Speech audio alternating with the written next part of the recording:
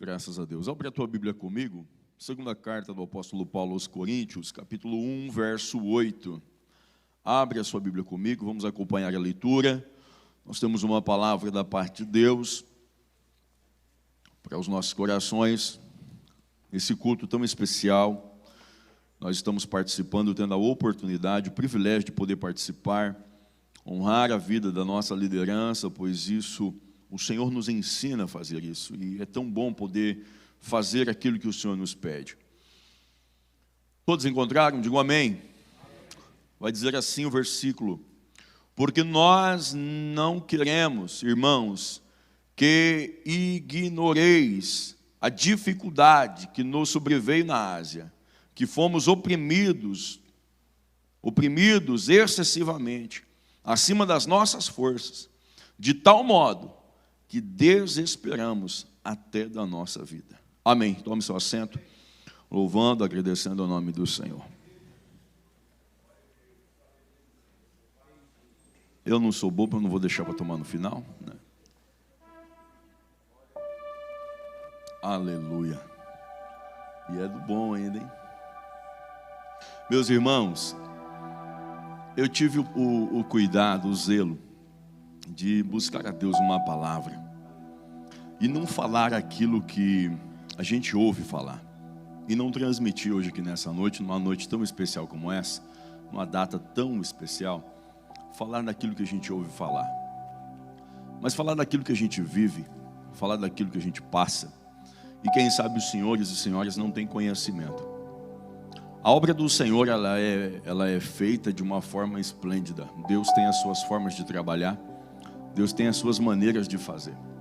E já deixo uma dica: Deus não trabalha na lógica do homem e da mulher. Deus nunca trabalhou na lógica do homem. Deus tem os seus meios de fazer. Deus tem os seus escolhidos para funções específicas.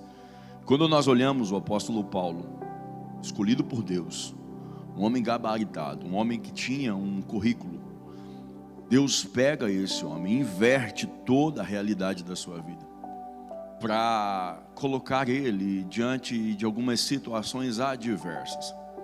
Perceba comigo a realidade da vida do apóstolo Paulo. Um homem com uma vida centrada, um homem com uma vida disciplinada, um homem com uma vida já feita, já direcionada, apontada para onde ele iria. E de repente, não por vontade própria, mas por uma vontade divina, o Senhor pega ele, tem um encontro com ele, e agora o Senhor o encaminha para uma direção que ele não conhecia. O Senhor o faz caminhar por lugares que ele, se ele pudesse, ele não aceitaria. O evangelista Eduardo falou uma palavra aqui que é bem verdade. O pastor, ele não pode dizer para onde ele vai caminhar, o que ele vai fazer, porque os seus passos são guiados pelo Senhor. Eu quero nessa noite falar em rápidas palavras um pouquinho sobre os bastidores.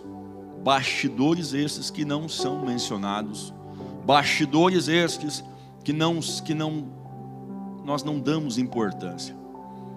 E de repente você não percebe, mas para um culto de domingo como esse acontecer, teve que acontecer primeiro alguma coisa nos bastidores.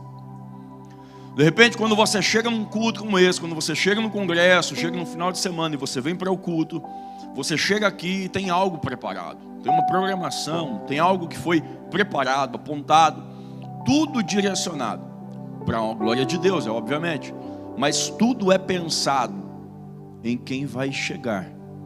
Tudo é feito para aqueles que vão chegar. E Paulo vai falar de algumas situações, a igreja aqui, de algumas situações que ele e os seus companheiros passaram.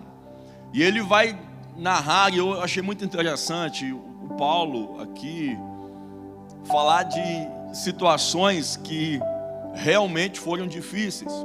Porque se tem alguém que não é exagerado, é Paulo.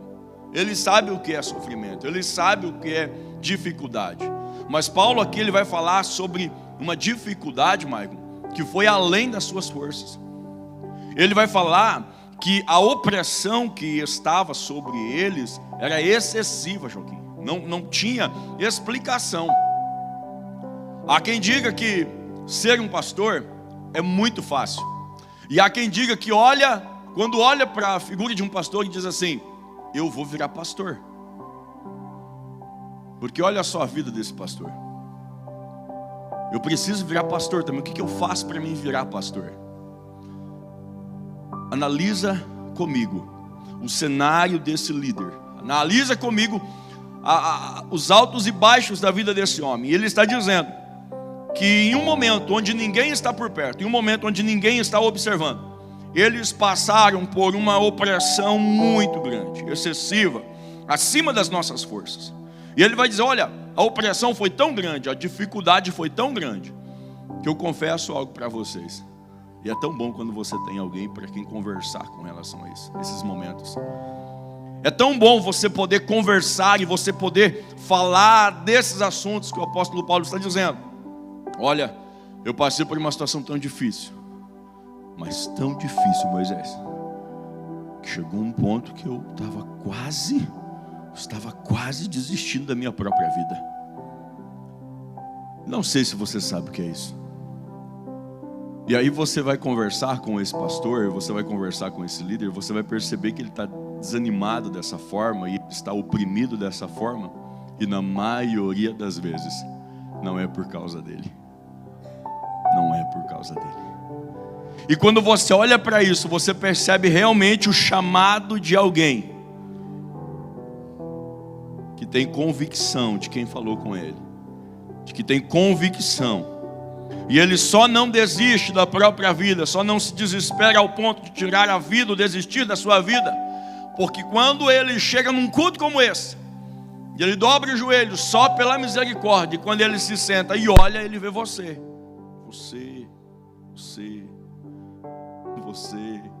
que já faz dias que não vem num culto, e aí de repente olha e fala assim: ele veio,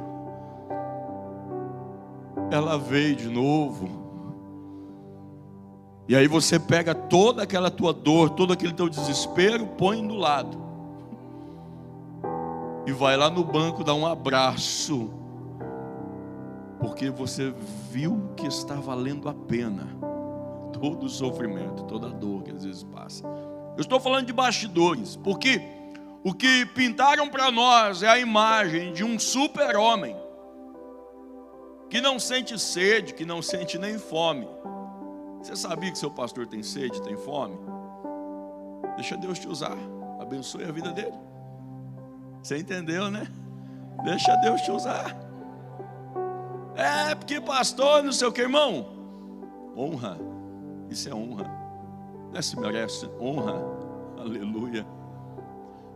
Pintaram para nós a imagem de um super-homem, de um homem que, quando está diante de uma tribuna, nós olhamos e nós percebemos que ele não tem falta de nada. Nós olhamos para a figura de um pastor e a gente começa a pensar que ele não tem falta de nada, que ele não passa dificuldade. A dificuldade pode não ser a mesma que a sua, mas eu quero te lembrar que essa mesma figura que assume uma tribuna às vezes, para ministrar, para te ensinar, para mostrar o caminho, essa mesma figura tem fome, tem sede, passa por dificuldades. Essa mesma figura tem uma alma que às vezes está gritando dentro dele. Eu quero falar nesta noite exatamente sobre esse tipo de bastidor, daquela figura que a gente olha e a gente percebe que ele não sente nem dor, porque ele está orando com tanta autoridade para Deus curar, para Deus libertar, para Deus operar, que você fala: o pastor não passa por isso, o pastor não passa por esse tipo de coisa, o pastor não fica nem enfermo, não fica triste, porque toda vez que você procura ele, ele tem o quê? Tem uma palavra de ânimo para você. Toda vez. Você fala: poxa, esse pastor não tem tristeza, esse pastor não passa por luta, não passa por dificuldade, não precisa de amigos. Você sabia que tem pessoas que pensam, Gessé, que um pastor ele não precisa de amigos? Sabe por quê? Não é bom eu ter amizade com o pastor. Sabe por quê? Porque se esse pastor ficar rondando demais a minha casa, vai começar a ver meus problemas, vai começar a ver meus defeitos, e depois vai ficar me sutacando. Tem pessoas que acham que pastor não precisa ter amigos. E realmente, o ministério, ele é solitário às vezes. Ossos do ofício. A Bíblia vai falar alguma coisa sobre isso. 2 Timóteo 4,16. Paulo falando o seguinte: Na minha primeira defesa, ninguém foi a meu favor. Todos me abandonaram. Mas que isso não seja imposto na conta. Verso 11 vai dizer: somente Lucas esteve comigo, ou está comigo. Você sabe o que eu louvo a Deus? Que até nos momentos de solidão, Jessé, Deus sempre vai levantar um Lucas para estar ao nosso lado. Nem sempre é fácil. Às vezes quando você mais precisa, todos abandonaram. Imagina o Paulo. Todo mundo me abandonou, só está Lucas aqui. E eu louvo a Deus, porque Deus sempre levanta um Lucas para estar ao nosso lado quando todos nos abandonam. Isso fala de bastidor, irmãos.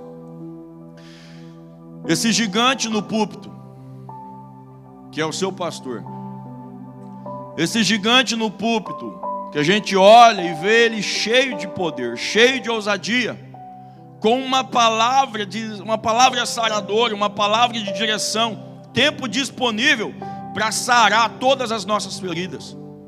Nós olhamos a figura de um pastor, de um mestre, e a gente olha ele e vê ele pregando, anunciando a palavra com autoridade. A gente percebe, a gente fica tranquilo, porque a gente vê um gigante, um ser imbatível, um ser que prega e Deus opera, um ser que fala e Deus cumpre, um ser que dá uma direção e as coisas dão certo quando você cumpre o conselho.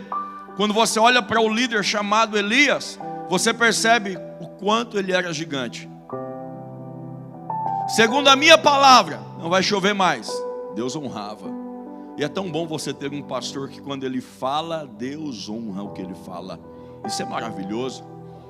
Só que o mesmo gigante que fala e Deus opera, o mesmo gigante que prega e Deus salva, o mesmo gigante que anuncia uma palavra e Deus chancela embaixo com a sua assinatura, é o mesmo gigante que tem alma, Joaquim, que após uma mensagem cheia de poder de Deus, quando todos vão embora, esse gigante, quando essas luzes se apagam, esse gigante é alvo da afronta da Jezabel.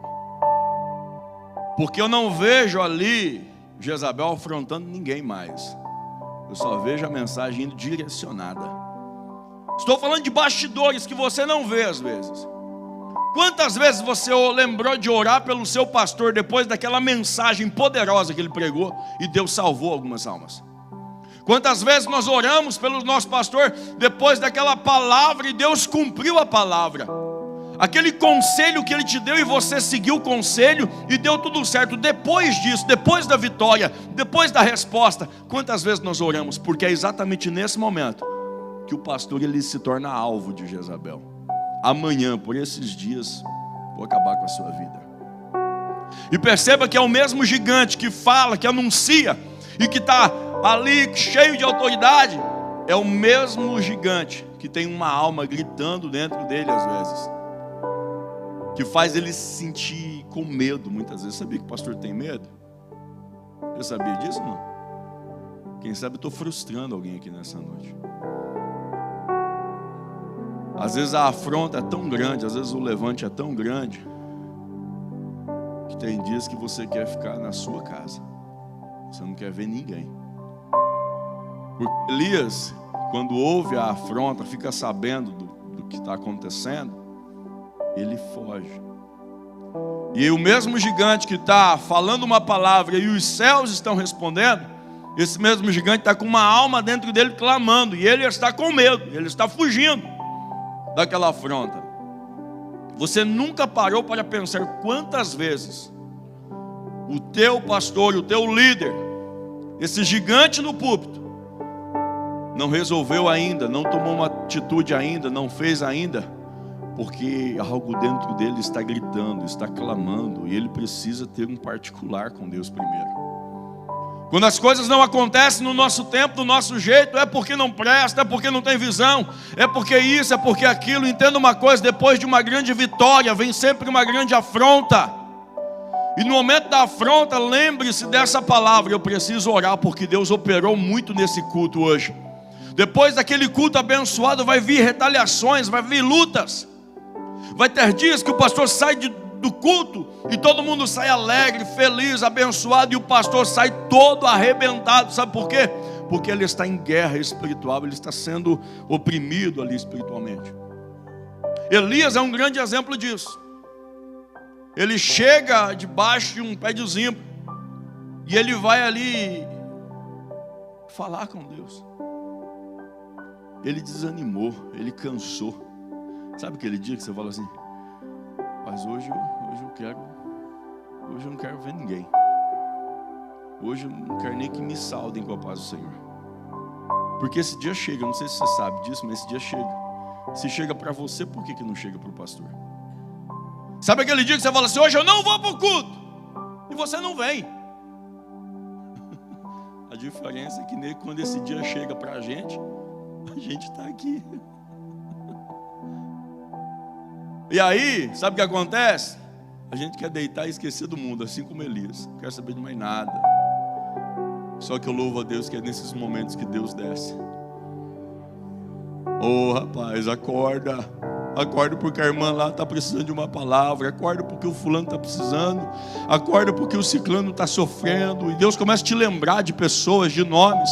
E você, por mais que você queira ficar ali calado, quieto, no seu canto, o Senhor desce, nos acorda. Eu falei: come aí essa comida aí, porque tem muito ainda que você fazer. Aleluia.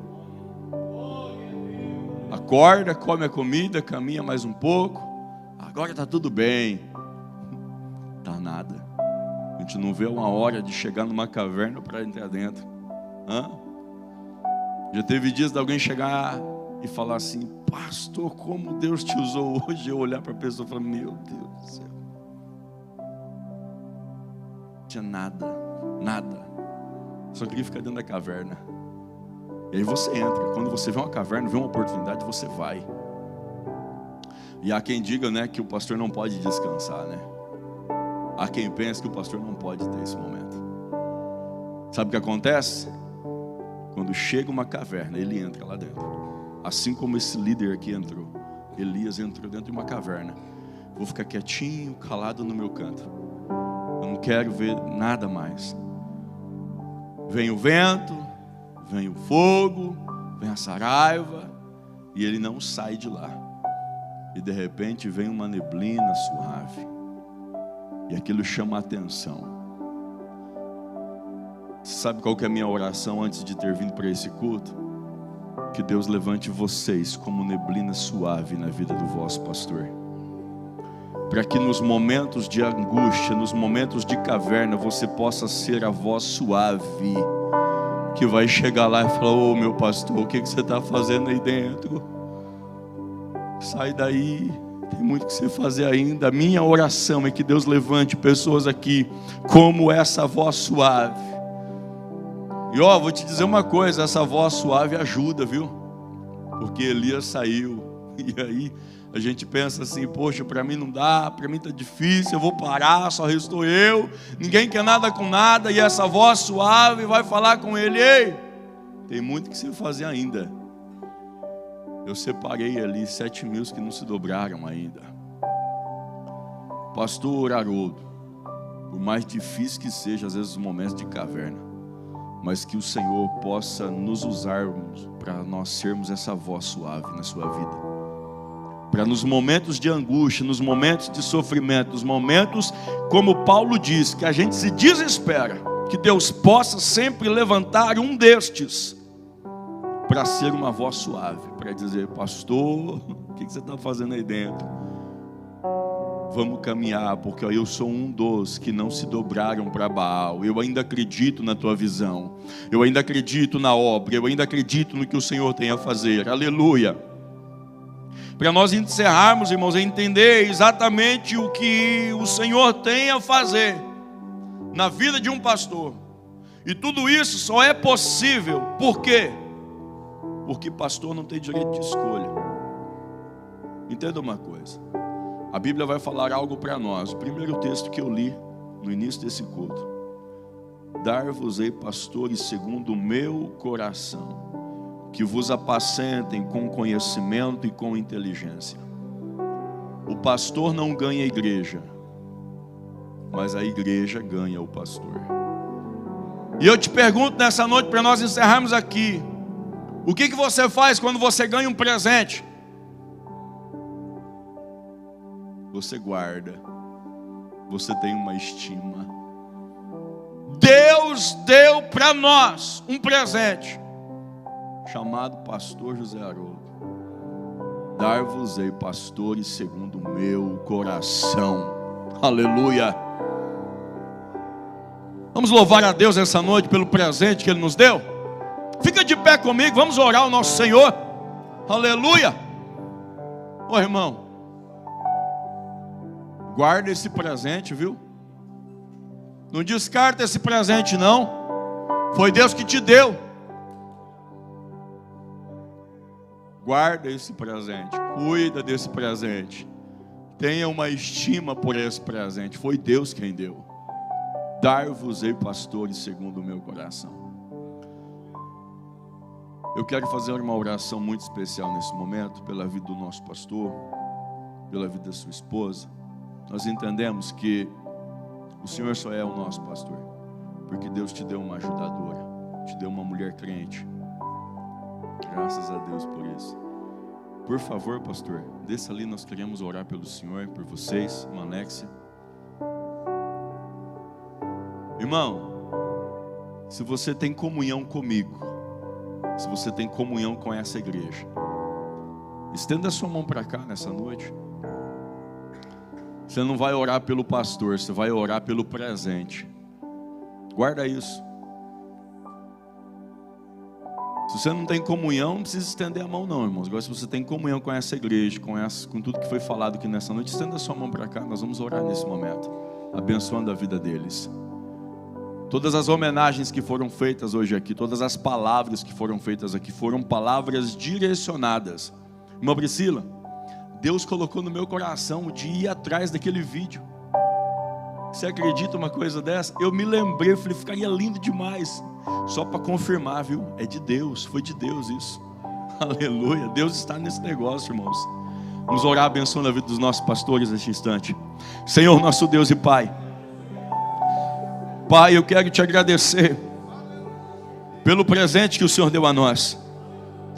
Jesus, eu quero louvar ao Senhor, quero agradecer imensamente ao Senhor pelo presente maravilhoso que o Senhor nos deu, chamado nosso pastor. Deus querido, Deus amado, nós entendemos que nos bastidores, onde ninguém vê, onde ninguém acompanha, na maioria das vezes não é fácil, é difícil, é árduo a caminhada. Mas Senhor, nós entendemos de uma coisa, nós temos uma certeza muito grande, que em todos esses momentos de bastidores, assim como Paulo disse, que não é fácil, às vezes o desespero toma conta de nós, às vezes a angústia, a opressão nos envolve de uma forma que a gente não compreende.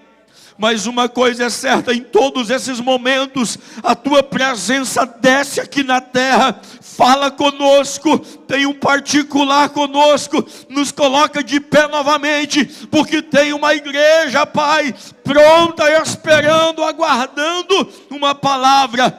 Senhor Jesus, continua abençoando a vida deles. Abençoe, Pai, a vida dos nossos pastores. Ó Jesus, abençoe a vida da irmã Alexia, Senhor, que ela continue sendo essa mulher ajudadora, aconselhadora, Pai, junto com teu filho.